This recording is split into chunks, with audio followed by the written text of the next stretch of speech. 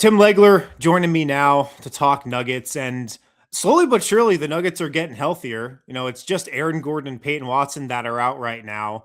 Christian Brown's back, Cam Johnson's back for a couple games. The question I'm wondering, Legs, and I think a lot of people are wondering, we're going into the All-Star break right now. It's the stretch run of the season coming out of it. Is there enough time for this team with all the injuries that they've had, to get back on the same page, to build up some chemistry, to really do the type of things we think they can do in the playoffs? Is there still that type of runway left in the season, just with how this regular season has gone for this Nuggets team? Yeah, and the reason I say yes without question is because it feels like the vast majority of teams in this league are dealing with the same things. Everybody's dealing with. It's an epidemic around the league. Like, so many guys are hurt that are either stars or like that next tier, or even just important rotational players. Like, it's incredible how many guys have been out, and particularly this stretch leading into the All-Star break. And a lot of times what happens is guys have stuff going on, and teams just look at it as an opportunity to get extended rest. And let's not magnify it and make it worse right before we're about to get, over a week off. And so that's why you're even seeing more guys out. So I'm not too worried about it for them. I've seen them at their best. And to me, at their best is the biggest threat in the league to Oklahoma City. That's what I think Denver represents. I don't think they should be too concerned about it. And obviously, if some of these injuries continue to linger, or anybody goes out in that top 3-4 for a significant period of time after the break, maybe it's a little bit different just in terms of where they're going to drop to potentially in the seedings. I don't think it's anything to be concerned about. This rest and this break came at a good time for them. Some teams wanted to keep playing because they're playing really well right now. They've got guys back. For certain other teams, this is a perfectly timed break.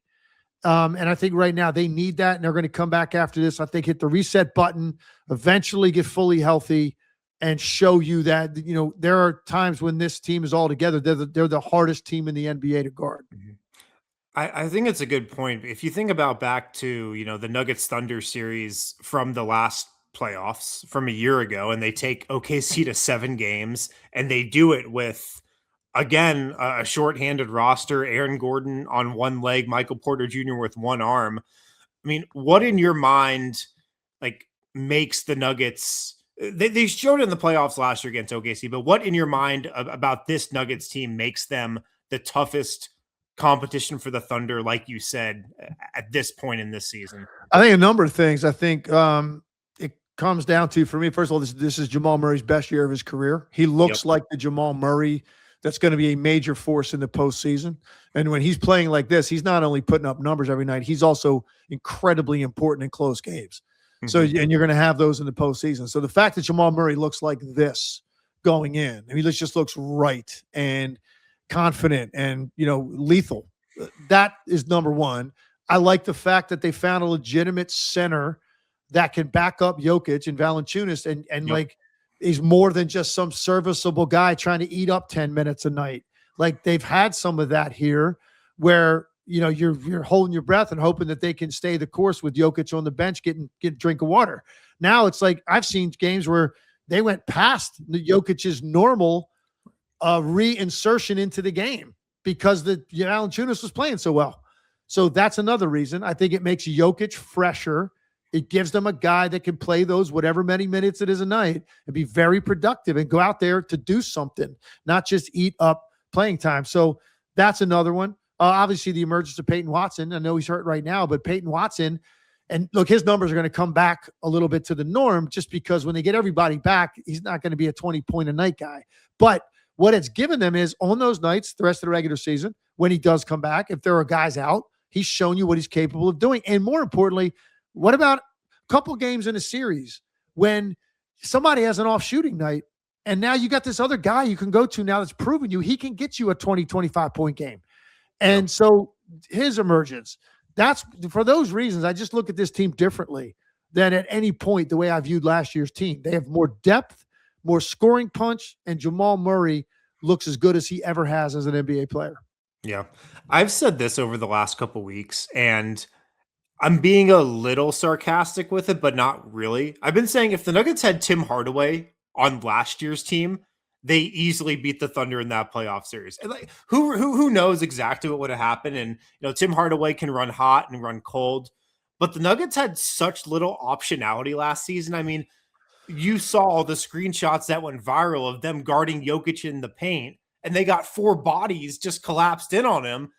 There were no other real threats to guard in terms of an outside shot other than, Jamal Murray and like Michael Porter with one arm. So just the threats that they have, the depth that they have, I kind of still think people are just sleeping on how much different the Nuggets could look in the playoffs. And obviously health is a big part of it, but I just think with the depth they have, with the shooting, just the versatility they can go to, the different lineups they can have, I just think the Nuggets in the playoffs might look completely different than last year, and that could catch people off guard even.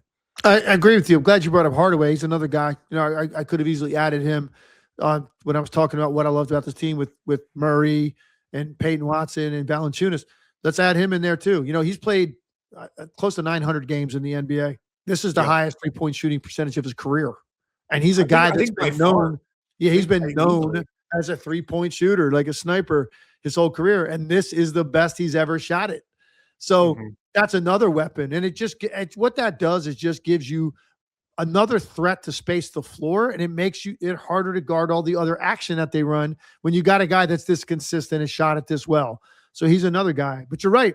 Look, nobody's going to have to convince me. And look, even if they have guys that are out, let's just say, some of the guys that aren't back right now continue to stay out. And you get into the second half of the season and they're missing guys. I don't think, no matter where they would fall potentially in the standings, and I'm trying to pull them up right now to see. So right now, you're sitting there in third place, 3.5 back of San Antonio, 6.5 at OKC. Maybe they don't catch either one of those teams, but that's possible. But look, are they going to get caught by Houston, the Lakers, Minnesota? I mean, those teams have had some real inconsistencies. So, and even if they did, that's my point. When you've got a team like this, I'll just get them anywhere in the top 6. 4-5 to avoid that would be better, I think, probably because you can avoid Oklahoma City to the conference finals. But so, give them that 2, 3, or 6 spot. They're not going to sweat that. They just want to be healthy at the right time with this depth that they have. And I think when they have everybody out there, man, they've proven it. Like this is an offense that's really difficult to deal with. Yeah. So I know you've got Nuggets as a firm championship contender, but aside from health, what do you want to see from this team post All-Star break that might give you even more confidence that, they can take down OKC and go all the way? I think for a number of teams, it's always going to come down to the same thing. Like you want to see their defensive numbers continue to ratchet up, right? The consistency there, the defensive rating continue to climb, put together stretches like that. They've also got, stretches of games coming out of the break, a Clippers team that's played very well now for over 2 months. Like right out of the gate, you get them. You got a Boston, you got OKC, you got Minnesota. It's a tough schedule out of the break. Knicks, right out of the gate. Come back and even if you're shorthanded, take care of business some of those games. Because you look at it right now, they dropped 4 out of 6. They lose in overtime to the Knicks. They lose a 3-point game to Detroit, and they lose a 2-point game to Cleveland. You're talking about those 3 games. You're literally talking about you could go back and just reverse, probably pick any 6 possessions you want and make a different outcome on those possessions. This might be a team sitting here right now that's, won 5 out of 6, or at that point, it'd be 7 out of 8. And you'd feel different. So these games were so close, despite the fact they were shorthanded. I think the All-Star break is on people's minds, and it's kind of okay, we're here. Great. Let's just take a break here, hit the reset button, and come back. So I think that's what I want to see. Knock off some of these good teams you're going to play and have your defensive metrics continue to climb.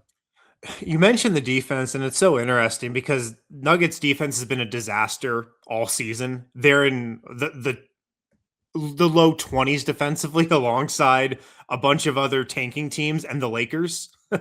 And then their clutch defense has been even worse. I think they're 29th in clutch defense this season. I've been saying that just based on what we've seen in the playoffs the last couple of seasons, coming off of also bad defensive regular seasons, I have a lot more trust in the Nuggets defense than the numbers show. Like, I trust the Nuggets defense to rise to the occasion and get stops in the playoffs. And obviously they need Aaron Gordon out there. They need Peyton Watson out there. And Aaron Gordon being out for as long as he has this season, I do think is the number one reason why the defense has just been a disaster. How do you just view this defense like in a playoff setting? Do you also have more trust in like the actual defense than the numbers might show? It's definitely going to be better than it's been because you had Aaron Gordon for 23 games. You had Christian Brown for 19. He's another guy that's really important to your defense. I mean, he's cares. He's got a lot of want to. He's got good size and strength. He plays every possession hard defensively. He's smart. So he's another guy that's really, really important to your defense. He's played 19 games. So those two guys combined have played 42 games. Two really important pieces defensively. So right off the bat, get those guys back. Your numbers over a 10-game stretch are going to significantly improve. I also think when your offense is at its peak level, that helps your defense because they're taking the ball to the net more. They're operating against your half court because changing ends of the floor against them, I think, is one area teams can have an advantage.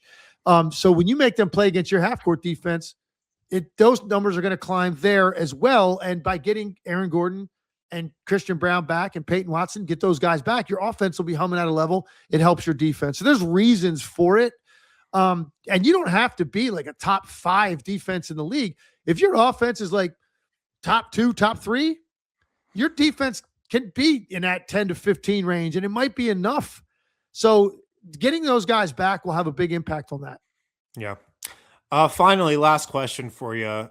The buyout market is upon us. The Nuggets, I think, will probably add a buyout player to the end of their roster. We've been talking about Lonzo Ball potentially, Haywood Highsmith. I don't think he's exactly healthy right now, though. Maybe Kyle Anderson gets bought out. The Nuggets, when healthy, are a pretty deep team. And we were talking before we even started recording about how much you're loving Spencer Jones. Do you think there's a chance a buyout guy makes a big impact, or would that just kind of be a depth piece with the roster that they've got in Denver? Hard to envision somebody joining this team. This team's trying to win a championship. Mm-hmm. So there's no tryouts to be had. You've got 10 deep counting Spencer Jones. And beyond that, you've even got guys like Strother and Pickett who have played a lot of games for them, a lot of minutes, who they have trust in. So the likelihood of getting a guy in the buyout market who's going to come and seamlessly fit in with what they do, or even get the minutes to prove that they can do that, I think that's a really slim to none opportunity for them to add a guy like that. And I don't know that they need to. I think that their top 10 is good enough to make a serious run at winning a title. All right, we'll see what happens after the All-Star break. Tough stretch coming for the Nuggets in those first couple games out of the break. We'll see if they can stack some wins, see if they can get healthy, and then see what happens in the playoffs. Thanks, Tim. Appreciate it. Sounds good. Thank you.